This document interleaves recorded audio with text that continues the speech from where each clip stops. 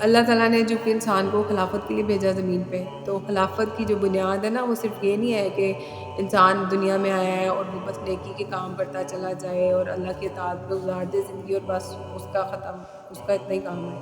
یہ کام نہیں ہے، بلکہ انسان کا دنیا میں یہ کام، کیونکہ دیکھو فرشتے تو انسان سے بھی کہیں زیادہ عبادت کرتے ہیں نا، تو انسان تو جتنی بھی عبادت کر لے فرشتوں کی عبادت تک تو نہیں پہنچ سکتا، لیکن انسان کا کام کیا ہے کہ اس نے یہاں اللہ تعالیٰ کا دین نافذ کرنا ہے۔ دیکھیں اللہ تعالیٰ نے انسان کے لیے ساری مخلوقات بنا دی جو اس کے لیے مسخر کر دی، نباتات، سورج، چاند، ستارے، ہم ہر چیز سے فائدہ لیتے ہیں نا، ہم لوگوں کو اللہ نے فری میں ہر چیز دی ہوئی ہے نا۔ اب ایک چھوٹا سا بچہ ایک اتنے بڑے اونٹ کی ہالی رسی بھی پکڑے گا تو وہ اونٹ اس کے پیچھے پیچھے چلے گا، کیوں؟ کیونکہ اللہ نے مسخر کیا ہوا ہے نا۔ بہت بڑے بڑے جانور ہیں، وہ انسان، ہاتھی ہے، کچھ بھی جانور ہے، کسی کو بھی ٹرین کر لیتا ہے، ٹیم کر لیتا ہے۔ تو یہ اللہ تعالیٰ نے انسان میں یہ رکھی ہوئی ہے کہ ایک تو انسان اپنی حکمت کے ساتھ ان چیزوں کو ان کو ٹرین کر لیتا ہے، اور دوسرا یہ کہ وہ جانوروں کو اللہ نے ویسے ہی مسخر کیا ہوا ہے، انہوں نے جو اللہ نے ان کو ڈیوٹی دی ہوئی ہے انہوں نے کرنی ہی ہے۔ اسی لیے تو کئی بار قربانی کے جانور بغیر رجسٹ کیے قربان ہو جاتے ہیں نا خاموشی سے، کیونکہ جیسے ان کو ایک چیز الہام ہوتی ہے کہ وہ اسی چیز کے لیے پیدا ہوئے ہیں، ٹھیک ہے؟ تو اس لیے ہمیشہ، اور دوسرا یہ کہ خلافت کی بیسک بنیاد ہے علم اور فہم۔ میں جیسے یہ دعا کرتی ہوں نا شروع میں، ربنا زدنا علما عملا فہما و تقویٰ، کہ یا اللہ ہمیں علم، فہم اور تقویٰ میں بڑھا دے، یعنی اس طریقے سے۔ تو اس لیے ہمیشہ یہی دعا کرنی چاہیے کہ ہم ایک تو دعا بھی کرنی چاہیے اور علم حاصل بھی کرنا چاہیے، ٹھیک ہے؟ قرآن و سنت سے علم حاصل کر کے اور اسے پھیلانا ہی ہمارا بیسک مقصد ہے، اور یہی خلافت کی بنیاد ہے، اور حکمت کے ساتھ لوگوں تک پہنچانا، کہ لوگوں کو قائل بھی کرنا ہے، کیسے کنونس کرنا ہے۔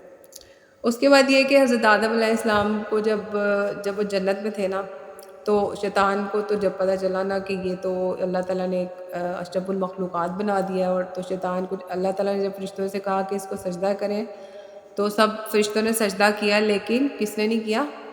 شیطان نے۔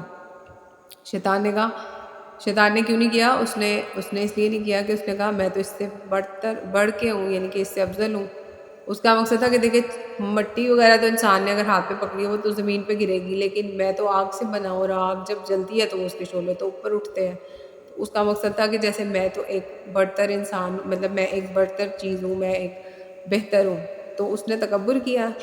تو پھر اللہ تعالیٰ نے اس کو ایک طرح سے اللہ تعالیٰ نے ظاہر ہے پھر اس کو دھتکار دیا۔ سورہ بنی اسرائیل میں ہے کہ اللہ تعالیٰ کو شیطان نے خود چیلنج کیا، اس نے چیلنج کیا کہ یا اللہ آپ نے اس انسان کو بنا تو دیا، لیکن میں اس کے سیدھے راستے میں ضرور بیٹھوں گا اور ان سب کو گمراہ کر کے رہوں گا۔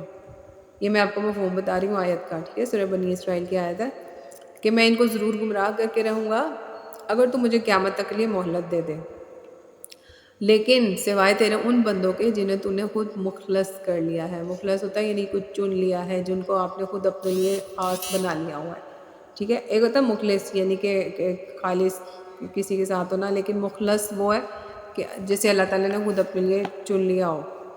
تو وہ کہتے ہیں کہ میں تو ان سب کو ضرور بہکا کے رہوں گا۔ مختلف قرآن مجید میں 7 جگہوں پہ شیطان کا اور یہ ان کا قصہ ہے حضرت آدم علیہ السلام کا۔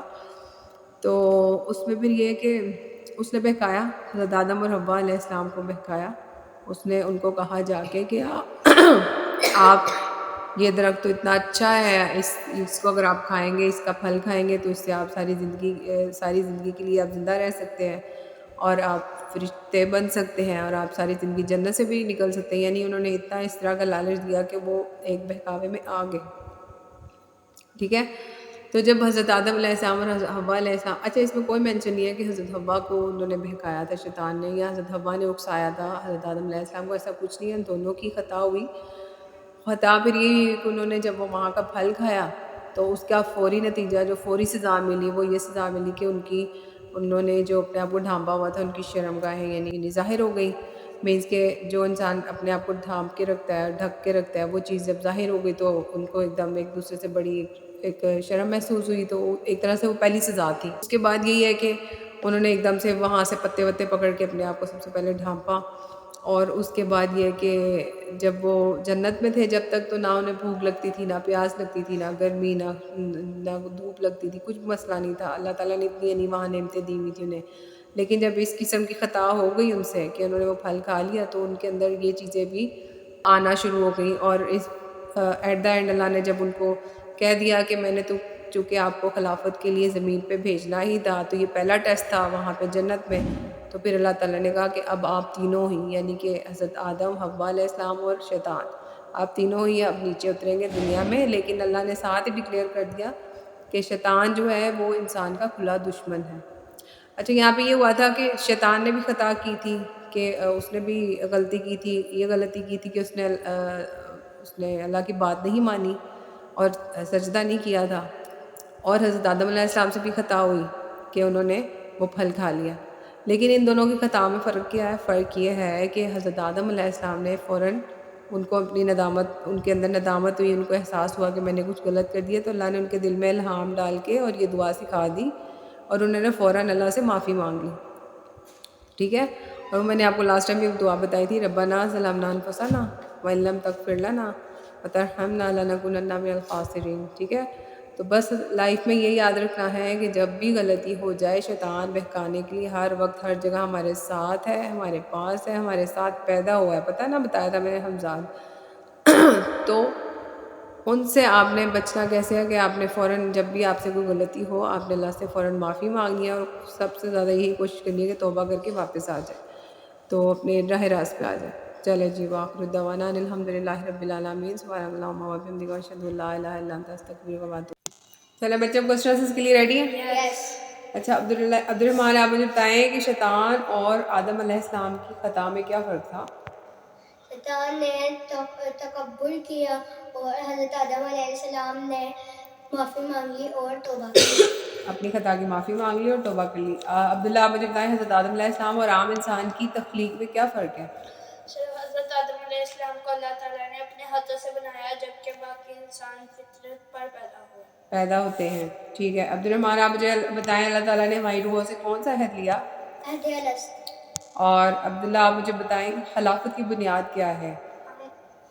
علم اور فہم. یعنی کہ آپ نے علم پہلے سیکھنا ہے اور اسے حکمت کے ساتھ دوسروں تک پہنچانا ہے. ٹھیک ہے.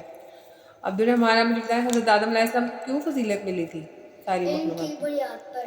یعنی کہ اللہ تعالیٰ نے ان کو علم الاسماء سکھائے تھے اور پھر وہ سنے تھے فرشتوں کے سامنے، تو وہ حضرت آدم علیہ السلام نے سنا دیے تھے. اس طرح علم کی بنیاد پر آپ کو فوقیت مل گئی، فضیلت مل گئی. عبداللہ، آپ مجھے بتائیں کہ سجدہ تعظیمی اب کیوں نہیں کیا جاتا، یعنی کیا دلیل ہے اس کی؟ حضرت محمد صلی اللہ علیہ وسلم نے ارشاد فرمایا کہ میری امت میں اگر سجدہ تعظیمی ہوتا تو میں کہتا کہ بیویاں شوہر کو سجدہ تعظیمی کریں، مگر اب وہ منع ہے، اب اس کی اجازت نہیں ہے. ٹھیک ہے. عبدالرحمٰن، آپ مجھے بتائیں کہ زمین کی مٹی کون سا فرشتہ لے کر آیا تھا؟ حضرت اسرائیل، جن کو بعد میں ملک الموت کہا گیا. ہاں، ملک الموت کا نام دیا گیا. ٹھیک ہے. عبداللہ، آپ مجھے بتائیں کہ انسان یعنی ہم مسلمانوں کو کے لیے صرف عبادت کیوں کافی نہیں ہے کہ ہم صرف عبادت ہی کر کے؟ ہم بس عبادت کے لیے پیدا نہیں ہوئے ہیں، بلکہ ہم اللہ تعالیٰ کے دین کو بھی پھیلانے کے لیے دنیا میں نافذ کرنے کے لیے پیدا ہوئے. چلیں، آخر دعوانا الحمدللہ رب العالمین. سبحانک اللہم وبحمدک اشہد ان لا الہ الا انت استغفرک و اتوب الیک. بلغ عنی ولو آیا. Like, share and subscribe.